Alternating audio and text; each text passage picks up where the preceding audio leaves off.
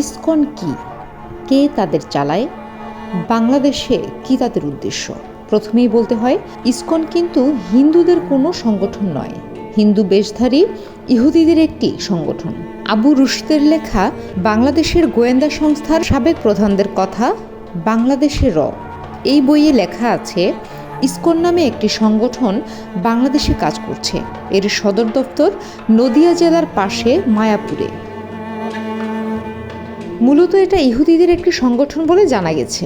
এই সংগঠনের প্রধান কাজ হচ্ছে বাংলাদেশে উস্কানিমূলক ধর্মীয় অনুষ্ঠান পালন করা, যার উদ্দেশ্য হচ্ছে সাম্প্রদায়িক দাঙ্গা সৃষ্টি। জেনে রাখা দরকার, ইসকনের সৃষ্টি কিন্তু ভারতে নয়, আমেরিকার নিউ ইয়র্কে। মাত্র 50 বছর আগে 1966 সালে সংগঠনটির প্রতিষ্ঠাতার নাম অভয়চরণারবিন্দ ভক্তি বেদান্ত স্বামী প্রভুপাদ। অবাক হওয়ার মতো বিষয়, এ ব্যক্তি ভারতে কোনো হিন্দু শিক্ষালয়ে লেখাপড়া করেনি, লেখাপড়া করেছেন খ্রিস্টানদের চার্চে।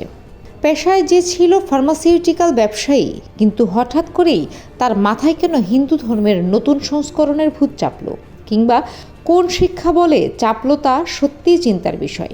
স্বামী প্রভুপাদ নতুন ধরনের হিন্দু সংগঠন চালু করতেই প্রথমেই তাতে বাধা দিয়েছিল মূলধারার সনাতন হিন্দুরা।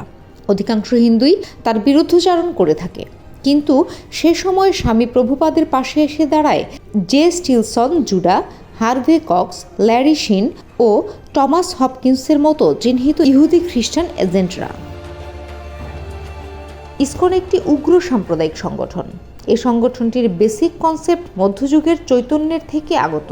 চৈতন্যের অন্যতম থিওরি হচ্ছে নির্জবন করো আজি সকল ভুবন, যার অর্থ সারা পৃথিবীকে জবন মানে মুসলমান মুক্ত করো।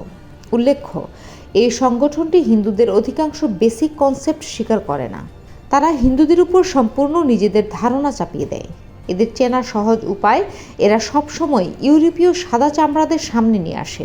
সংগঠনটি মূলত এনজিও টাইপ। এরা নিম্নবর্ণের হিন্দুদের দলে ভিড়িয়ে দল ভারী করে। এ কারণে তাদের আস্তানাগুলো হয় নিম্নবর্ণের হিন্দুদের আস্তানার পাশে।